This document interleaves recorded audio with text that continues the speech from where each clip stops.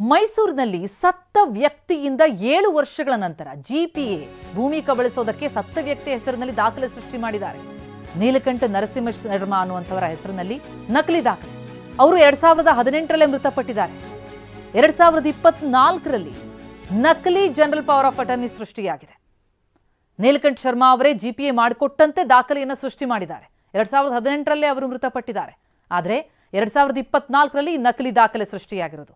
ಮೈಸೂರಿನ ಮಂಡಕಹಳ್ಳಿ ಗ್ರಾಮದಲ್ಲಿ ನಡೆದಿರುವಂತಹ ವಂಚನೆ ಇದು. ನಕಲಿ ದಾಖಲೆ ಸೃಷ್ಟಿಯಾಗಿರೋದನ್ನು ನೋಡ್ತಾ ಇದ್ದೀವಿ. ಜೊತೆಗೆ 4 ವಿರುದ್ಧ ಎಫ್ಐಆರ್ ಆಗಿದೆ. ಯಾರ ವಿರುದ್ಧ ಎಫ್ಐಆರ್ ಅಂತ ಗಮನಿಸ್ತಾ ಇದ್ದೀವಿ. 4 ಎಕರೆ 19 ಗುಂಟೆ ಜಮೀನಿಗೆ ನಕಲಿ ದಾಖಲೆಯನ್ನ ಸೃಷ್ಟಿ ಮಾಡಿ ವಂಚನೆಯನ್ನ ಮಾಡಿರುವಂಥದ್ದು. ಮೃತ ವ್ಯಕ್ತಿಯಿಂದ 7 ವರ್ಷಗಳ ನಂತರ ಆತನೇ ಜಿಪಿಎ ಮಾಡಿಕೊಟ್ಟು ಹೋಗಿದ್ದು, ಅಂದ್ರೆ ಪವರ್ ಆಫ್ ಅಟರ್ನಿ ಕೊಟ್ಟು ಹೋಗಿದ್ದಾರೆ ಅನ್ನುವಂಥ ಅರ್ಥದಲ್ಲಿ ಇಲ್ಲಿ ನಕಲಿ ದಾಖಲೆ ಸೃಷ್ಟಿ ಮಾಡಿದ್ದಾರೆ. 2018ರಲ್ಲಿ ಅವರು ಮೃತಪಟ್ಟಿದ್ರು. 2024ರಲ್ಲಿ ಈ ದಾಖಲೆ ಸೃಷ್ಟಿಯಾಗಿದೆ. ನೀಲಕಂಠ ಶರ್ಮಾ ಪುತ್ರ ವಿವೇಕಕ್ಕೆ ಹಟ್ಟಿಯಿಂದಲೇ ಆದಂತಹ ವಂಚನೆ. ಎಂಎಲ್ಸಿ ಮಂಜೇಗೌಡ, ಶಂಕರ್ ರಾವ್, ಎಸ್ ಸತೀಶ್ಗೆ ಮಾರಾಟ ಮಾಡಿದ್ದಾರೆ. ಅಂದ್ರೆ ನಕಲಿ ದಾಖಲೆ ಸೃಷ್ಟಿ ಮಾಡಿ 4 ಎಕರೆ 19 ಗುಂಟೆ ಜಮೀನನ್ನ ಸೇಲ್ ಮಾಡಿದ್ದಾರೆ. ವಿವೇಕ್ಗೆ ಸುಮಾ, ಅನಿತಾ ಶೆಟ್ಟಿ, ಪುಷ್ಪಾ ಡಿ ಅನ್ನೋರು ಸಾಥ್ ಕೊಟ್ಟಿದ್ದಾರೆ. ನೀಲಕಂಠ ಹೆಸರಿನಲ್ಲಿ ಬಂದಿದ್ದ ಮತ್ತೊಬ್ಬ ವ್ಯಕ್ತಿ ಕೂಡ ಇದಕ್ಕೆ ಸಹಕಾರ ಕೊಟ್ಟಿದ್ದಾರೆ. ಇದೀಗ 4 ವಿರುದ್ಧ ಮೈಸೂರು ದಕ್ಷಿಣ ಪೊಲೀಸ್ ಠಾಣೆಯಲ್ಲಿ ಎಫ್ಐಆರ್ ಆಗಿದೆ. ಸತ್ತ ವ್ಯಕ್ತಿಯ ಹೆಸರಲ್ಲಿ ನಕಲಿ ದಾಖಲೆ ಸೃಷ್ಟಿ ಮಾಡಿ ಸೇಲ್ ಮಾಡೋದಕ್ಕೆ ಹೊರಟಿರೋದು. ಪತ್ರಪ್ಪ ಅನ್ನೋರಿಗೆ 4 ಎಕರೆ 19 ಗುಂಟೆ ಜಮೀನಿತ್ತು. ಪತ್ರಪ್ಪಗೆ ವಿಶ್ವನಾಥ್, ಪ್ರಭುದೇವ್ ಅನ್ನುವಂಥ 2 ಮಕ್ಕಳು. ಕಾನೂನು ಬಾಹಿರವಾಗಿ ಜಮೀನನ್ನ ಮಾರಿದ್ರು ಪ್ರಭುದೇವ್. ವಿಶ್ವನಾಥ್ ಒಪ್ಪಿಗೆ ಪಡೆಯದೆ ಪತ್ರಪ್ಪ ಸೇರಿದಂಥ ಜಮೀನನ್ನ ಸೇಲ್ ಮಾಡಿರ್ತಾರೆ. ಪ್ರಭುದೇವ್ ವಿರುದ್ಧ ದೂರು ಕೊಟ್ಟಿರ್ತಾರೆ ವಿಶ್ವನಾಥ್ ಪುತ್ರ ಕಿಶೋರ್. ಜಮೀನು ಕಿಶೋರ್ಗೆ ಸೇರ್ಬೇಕಾಗಿದ್ದು ಅಂತ ಕೋರ್ಟ್ ತೀರ್ಪು ಕೊಟ್ಟಿರುತ್ತೆ. ಕಿಶೋರ್ ಜಮೀನು ದಾಖಲೆಯನ್ನು ಆಮೇಲೆ ಪರಿಶೀಲನೆ ಮಾಡಿದ್ರೆ ಈ ಜಿಪಿಎ ಪ್ರಕರಣ ಬೆಳಕಿಗೆ ಬರೋದು. ಸತ್ತ ವ್ಯಕ್ತಿಯಿಂದ 7 ವರ್ಷಗಳ ನಂತರ ಜಿಪಿಎ ಮಾಡಿಸ್ಕೊಂಡಿದ್ದಾರೆ ಅನ್ನೋದು ಬೆಳಕಿಗೆ ಬರ್ತಾ ಇದೆ. ನಕಲಿ ದಾಖಲೆ ಸೃಷ್ಟಿ ಮಾಡಿದ್ದಾರೆ. ಈಗ 4 ವಿರುದ್ಧ ಎಫ್ಐಆರ್ ಆಗಿದೆ. ನಕಲಿ ಜನರಲ್ ಪವರ್ ಆಫ್ ಅಟರ್ನಿ ಸೃಷ್ಟಿ ಮಾಡಿ ನಂತರ ಸೇಲ್ ಮಾಡೋದಕ್ಕೆ ಮುಂದಾಗಿರೋದು. ಇದೆಲ್ಲವೂ ಕೂಡ ದಾಖಲೆಯನ್ನು ಪರಿಶೀಲಿಸಿದಾಗ ಬೆಳಕಿಗೆ ಬಂದದ್ದು.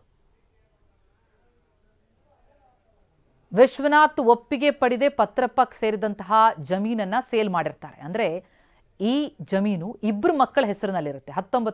4 ಎಕರೆ 19 ಗುಂಟೆ ಜಮೀನದು ಪತ್ರಪ್ಪ ಅನ್ನೋರು ಸೇರಿದ್ದು. ಅವರಿಗೆ 2 ಮಕ್ಕಳು, ವಿಶ್ವನಾಥ್ ಮತ್ತು ಪ್ರಭುದೇವ್. ಆದರೆ ಕಾನೂನು ಬಾಹಿರವಾಗಿ ಪ್ರಭುದೇವ್ ಮಾರ್ಬಿಡ್ತಾರೆ ಜಮೀನನ್ನ. ಅಂದ್ರೆ ವಿಶ್ವನಾಥ್ ಒಪ್ಪಿಗೆ ಕೂಡ ಪಡಿಬೇಕಲ್ವಾ ಅವರಿಬ್ಬರಿಗೂ ಸೇರಿದ ಮೇಲೆ. ಆದರೆ ಒಪ್ಪಿಗೆ ಪಡೆದೇ ಪತ್ರಪ್ಪಕ್ಕೆ ಸೇರಿದಂತಹ ಜಮೀನನ್ನ ಸೇಲ್ ಮಾಡಿಬಿಡ್ತಾರೆ. ಆ ನಂತರ ಪ್ರಭುದೇವ್ ವಿರುದ್ಧ ದೂರು ಕೊಡ್ತಾರೆ ವಿಶ್ವನಾಥ್ ಪುತ್ರ ಕಿಶೋರ್. ಜಮೀನು ಕಿಶೋರ್ಗೆ ಸೇರಬೇಕು ಅಂತ ಕೋರ್ಟ್ ತೀರ್ಪು ಕೊಡುತ್ತೆ. ಆದರೆ ಕಿಶೋರ್ಗೆ ಸೇರ್ಬೇಕಾ ಅಂತ ನೋಡ್ತಾ ಹೋದ್ರೆ ಆ ಜಿಪಿಎ ಪ್ರಕರಣ ಅಂದ್ರೆ ನಕಲಿ ದಾಖಲೆ ಸೃಷ್ಟಿ ಮಾಡಿರೋದು ಗೊತ್ತಾಗತ್ತೆ. ಮೃತ ವ್ಯಕ್ತಿಯ ಹೆಸರಿನಲ್ಲಿ ಆದಂತಹ ದಾಖಲೆ ಇದು.